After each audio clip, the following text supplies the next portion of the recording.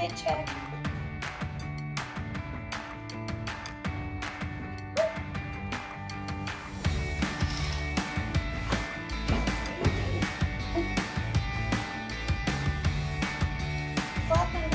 I'm going to my panel.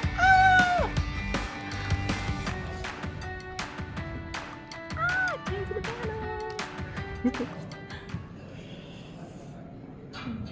Hey Ben, you want me to do it or I don't care? Whichever's best for you. Got some good questions. You do? Yeah. Excellent, very good. All right, I'm gonna hit the live button. We got a half an hour, actually, yeah, exactly 30 minutes. Awesome, yeah. Thanks Ben and Ari for organizing this and everyone that's still here at the end of the third day after we played video games till 1 in the morning last night, which was awesome. I'm Aaron Basch, CEO and founder of SPARKET. We do social betting and really trying to help expand universe betting, and esports is a huge passion of mine, former gamer, and hope we can help with this industry as well. Let other folks introduce themselves.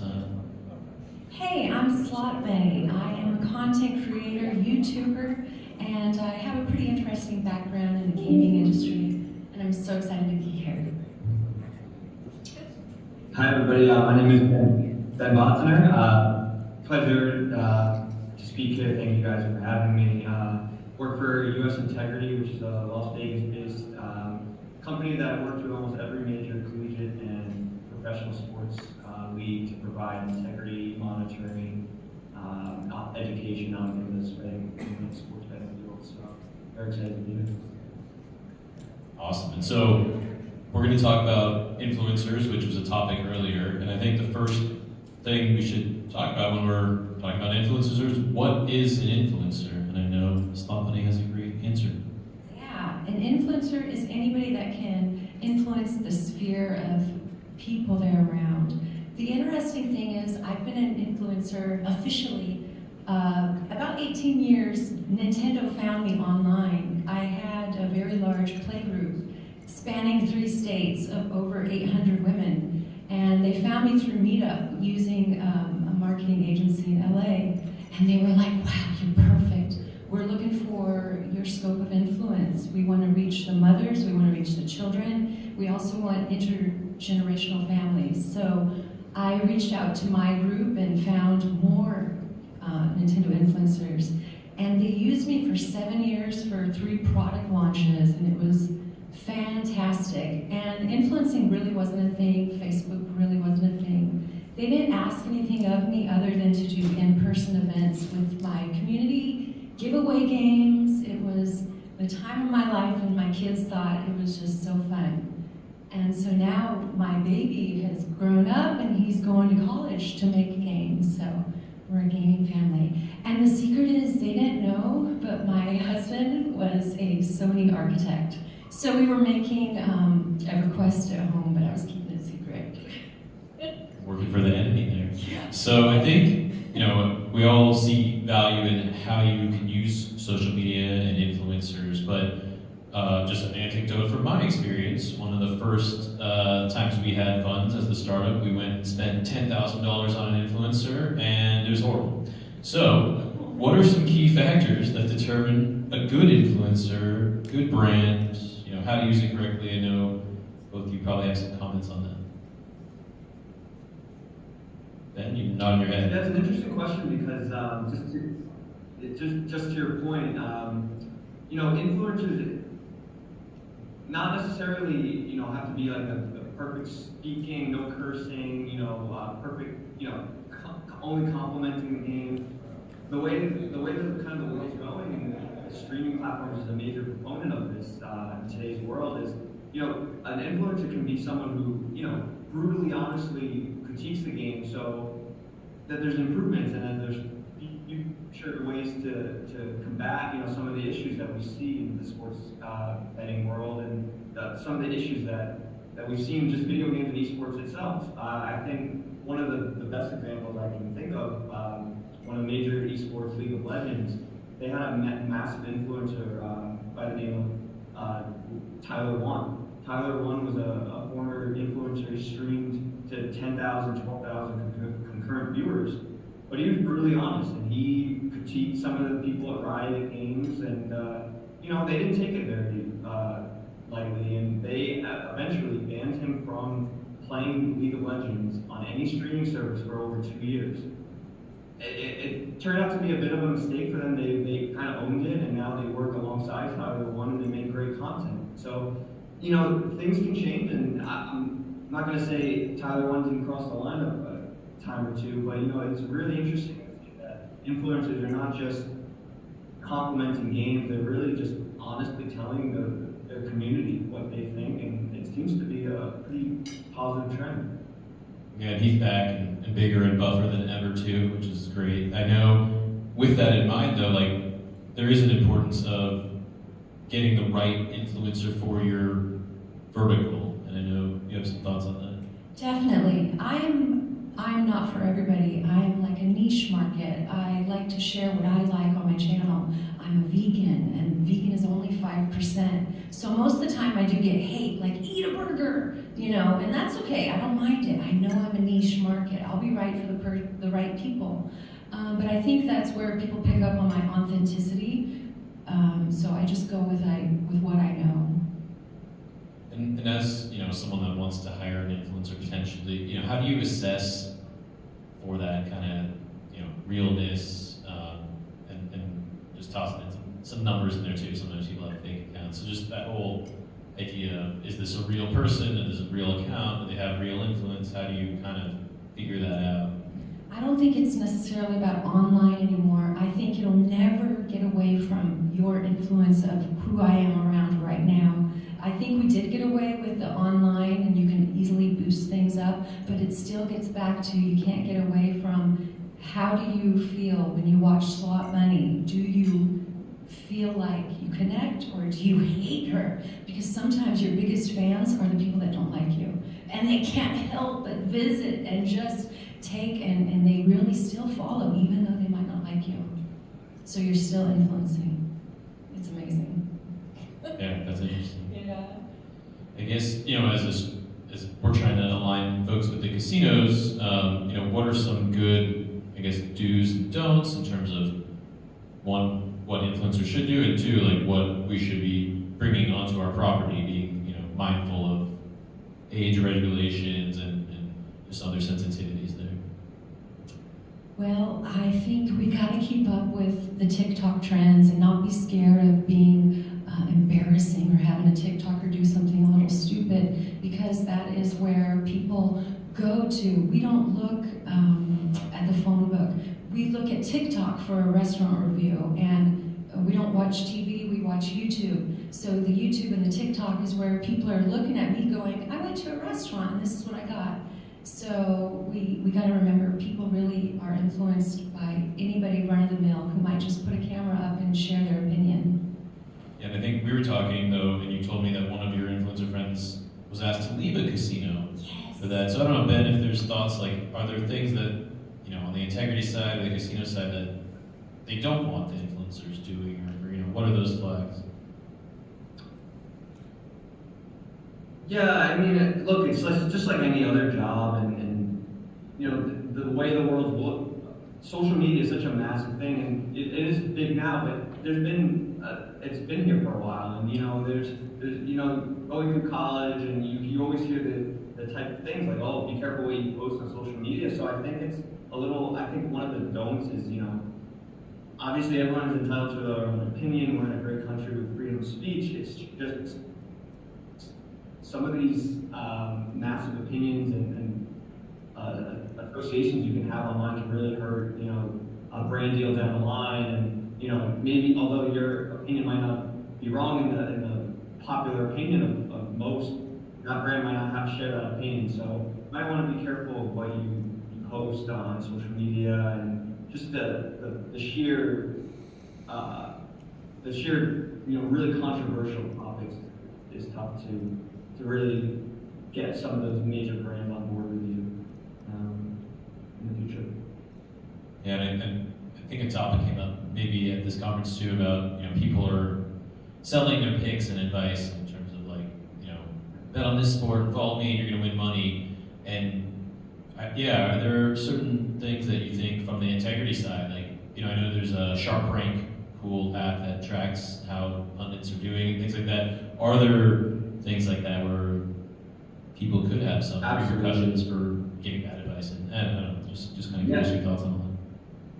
Yeah, one of the big things that we track here at US Integrity is, you know, Discord channels that have what we call touting betting services. So, you know, a so-called expert of the field gives out a pick, and, you know, hundreds, thousands, tens of thousands of people could potentially tail and use that expert's opinion and bet on a certain thing. One thing that we track pretty closely is what's called co-streamer. So, and something like Call of Duty League, they have the Call of Duty Activision accounts will stream the events, but they also have some of the former popular players.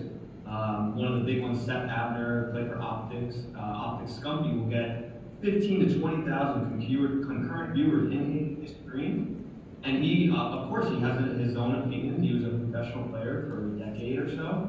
And, you know, some of those opinions are going to turn into some betting advice. And, you know, those are things that he doesn't even think about. But, you know, if he says, oh, I really like this play by Optic, someone can take that as betting advice. And if Optic loses that game, just by sheer, you know, that maybe that guy's not the right person to be betting, but they could be threatening someone for just making a totally innocent comment or statement. So absolutely, there's things that we track on this, and you know, these brands like Riot, Activision really have to be careful on who they allow to post it, because just like NBA, NFL, all these major leagues, when they have a product that's being viewed by people, it's on one channel, published by professionals, always. When you have a League of Legends game that is co-streamed by 10, 20 people, you don't know what kind of slip-ups you're going to get. You need professionalism at all time, and it's really tough to always have that and guarantee that. So a lot of these brands need to be very careful in who they kind of align themselves with, and you know, a lot of these mistakes are just totally innocent and really that were not even thought about by some of these brands and collabing with some of these coaching groups. Definitely.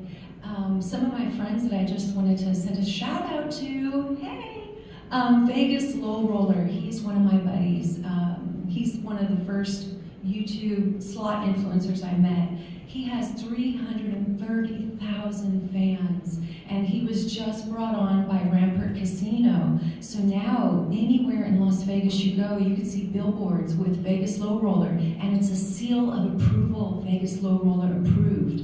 And now I see him on the buses and the bus stops. So in Las Vegas, everybody now knows Vegas Low Roller, and his opinion really matters, and he doesn't just go for anything. Not only that, my other buddy, what up?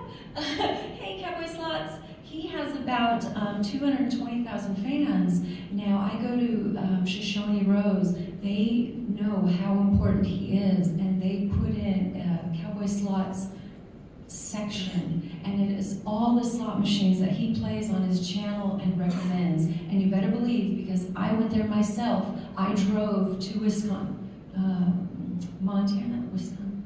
Shoshone Rose. I drove there just to play the games he recommended. Not only that, I went to Arizona, and his favorite casino, I actually won a hand pay. So like, I followed it myself, and it pays off and it works. So look at your YouTube influencers. Yeah, it's super interesting. And so when you say that, right, like how did they know, you know, it's like getting the seal of approval from the audience that this is a good machine. The audience trusts these influencers to give the casino that seal of approval. How can the casino work with and find those influencers to get that? Because that's, you know, that's what they want at the end of the day is, you know, if they have the influencers telling them, go play here at these games, you know, so how can casinos and other brands find those right influencers to connect with? It's definitely seeing what floats to the top. You'll hear things like when I tag a video, people will always know I go to San Manuel, Yamava all the time, you know, so people are like, you're always there. So it would be very smart for Yamava to partner with us if if we already love it and our fans know that. It rubs off and they can tell. They can also tell if we're just doing something and we really don't care. So it really benefits us as well to pick something and partner with that is already an interest. Because our fans, our followers, they know the difference. They're not stupid. And with all of that, and yesterday there was a panel talking about college athletes getting harassed for making an extra three-pointer. You're talking about the esports commentators and things that they're doing. Is there? I know in Call of Duty now they started putting like a ban filter if you cuss too much and things like that, right? Are there other things like that going on in the integrity world to kind of help these esport quasi-athlete type players? Yeah. So one of the more popular trends that we're seeing in esports betting is in the micro stakes is what's called same game parlays and prop bets. And what those are I'll get more into prop bets. Prop bets are things that you can bet on in a game or in a match that won't fully affect the total outcome. So for example, in Call of Duty, you could potentially bet on a specific player to get a certain amount of kills or a certain amount of deaths, or for a game to last a certain amount of rounds. Therefore, not just who's going to win this match. So that prop markets are something that is, potentially could be affected a bit more than the full market, because some of these athletes who don't really know the what they're doing and the kind of the negatives of what fixing the game could do, is they're thinking in the back of their head, oh, if I fix just a couple rounds, my team still has a chance.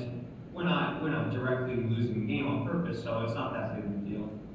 That is simply not the case. It's almost worse, because you're not seeing it for the full game. It's harder to monitor. It's harder to track from an integrity perspective. So yeah, there's definitely different things that you can totally manipulate without affecting the outcome. And just to your point on the extra grade I was kind of discussing yesterday, one of the massive things in esports and just sports in general is the constant harassment of the athletes. Whether they win, they can win the match, and still people are pointing they didn't win by enough, or they lost the match and people said, oh, you should have played better. Some of the stuff is extremely disheartening. As we know from an esports specific, the age for some of these athletes is much younger than some of the professionals you see, 25 to 30. So it's really a tough thing to combat with the mental health aspect of it. And one thing we do at US Integrity is we have something called Athlete Alert, which if we partner with if we partner with an esport, a client, a league, anything, it gives the athletes a totally anonymous way to kind of express their frustrations, to provide examples of how they're getting harassed and how this is not okay. And just like everything, things are changing. It's not just a tweet at someone anymore. It's not just a Facebook post on a wall. It can get to DMs. People can get phone numbers. It can get to dangerous levels. So they can swap your house. Yeah, and there's always people that are willing to go too far over something that's minuscule, and you really have to worry about that. And that's something that we look for a lot. And not just esports, in all sports. With March Madness going on, that's a perfect example. It's just, you have to realize, some of these guys are 18, 19, 20 years old, so pretty interesting. Yeah, definitely want to make sure everyone's safe and secure. Shifting topics a little, in the earlier panel today, they were talking about, getting someone like Drake and having him coming and betting on your property, and, how that is going to evolve. And so, how do you see that relationship between influencers and followers evolving? What does this have? Does everyone need to go at Drake? I mean, they can't. So, how do they figure that out? Well, I think the real people is really important. I know Drake and PewDiePie and all of them will be important too, but they change. Those people will definitely change, ebb and flow. I'm not trying to be Mr. Beast. I'm going to be Slot Bunny, and people will like that about me. And I don't know if I'd always want to watch Mr. Beast.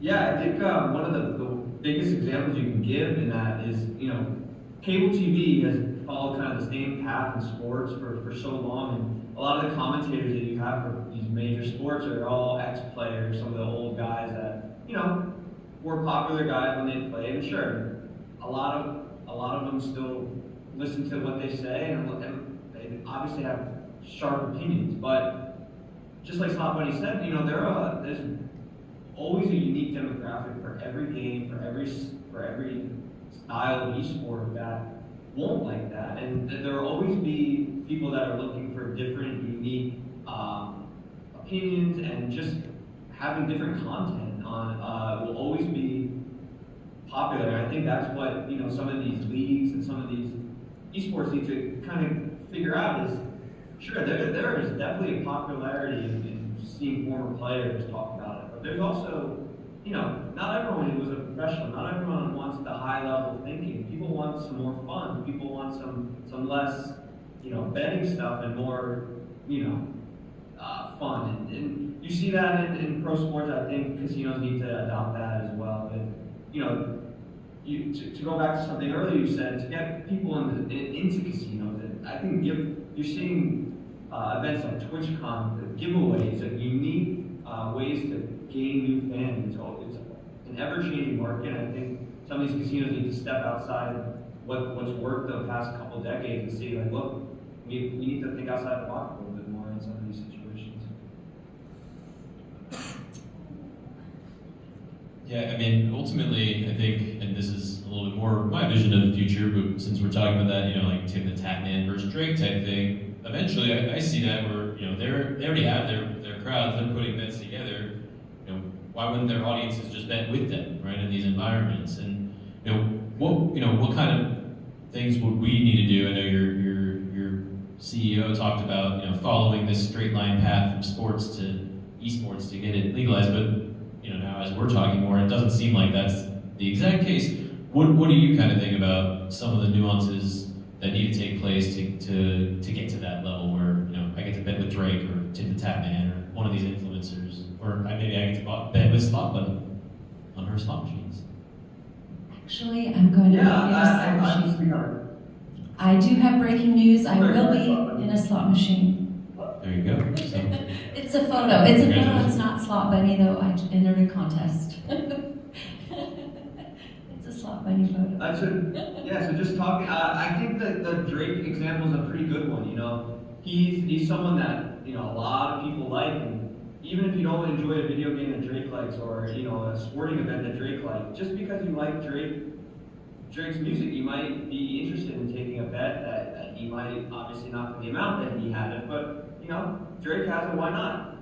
It's something that we follow very closely, and obviously sports books and operators love that stuff, but one of the major downfalls of that is some of Drake's fans don't have legal betting accounts, and some of Drake's fans can't get legal betting accounts. So that, again, another innocent thing. He's placing a bet, but therefore maybe a handful of people are putting their first illegal betting out there, which is not a good trend to set.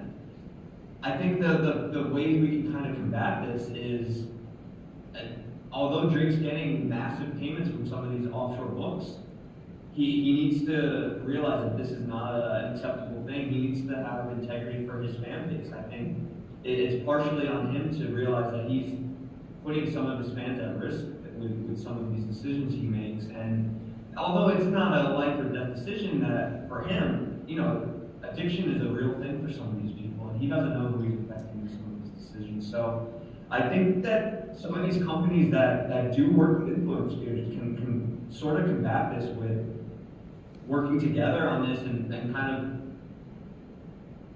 even with the offshores, and seeing like how we can kind of come to a decision that, look, the demographic that Drake is going after should not be signing up to make these bets and things like that. They should have no. I agree with you, Ben.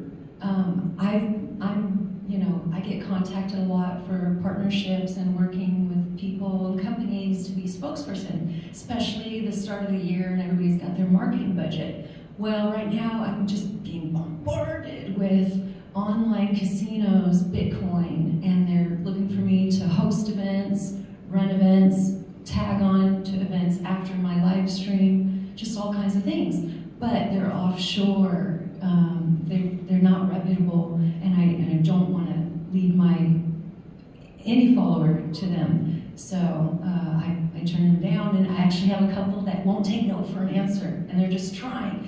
And it's just like, what? You know, but yeah, you just got to be really picky with what you work with.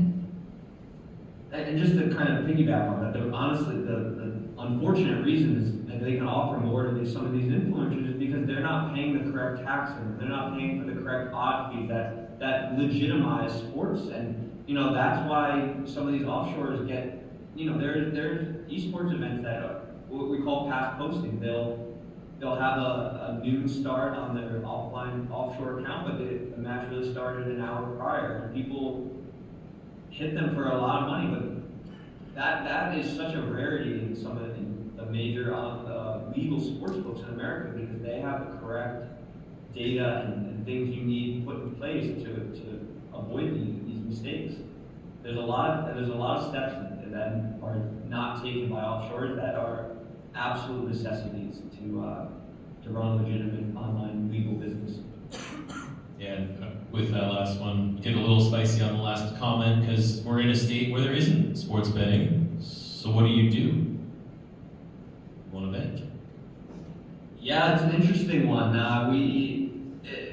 So obviously with the repeal of PASPA a decade or so now, we've seen a pretty solid expansion of sports betting in America. But like you said, there are still major states with millions and millions of population that just still don't have it. So it's a tough one, because it's, you know, the real people that want to bet in these states, they don't really have many options. There's VPNs to go offshore, but you know, there's real risk involved in some of this stuff, and I think a lot of people consider it as almost a normality these days to do it, and it's a real bad trend to set, because it's, you know, there's just so much that can go wrong for both the consumer and the company. So, you know, it's really tough in a state like California. I know I was at the panel yesterday with talking about tribal bringing retail back in 2026, hopefully. I think the correct plan is to maybe not rush it. It's obviously going to take some time to get it right. And 2026, you need to get your ducks in a row and really hit this out of the park, rather than just trying to cut corners and do things not. There's states that you can go by that did it correctly, and if you want to follow them and you see historic tax revenue and things that positive that come out of it, I think it could be a real benefit to California in 2026, 2028. Yeah, or you can watch people like Slot Bunny play and kind of live vicariously, or you can check out social casinos like SPARKET. So thanks everyone for your time, and I think Ari's coming up. So thanks everyone for staying to the end, and appreciate you all. TheSlotBunny.com. Make sure to stop by. Thank you so much to everybody that joined us today, all of our panelists, all of our moderators, everybody that contributed. This is communally run. I count on everybody, and I appreciate your attendance at the event. I'll see you all next year. Thank you so much. Thanks, Ben.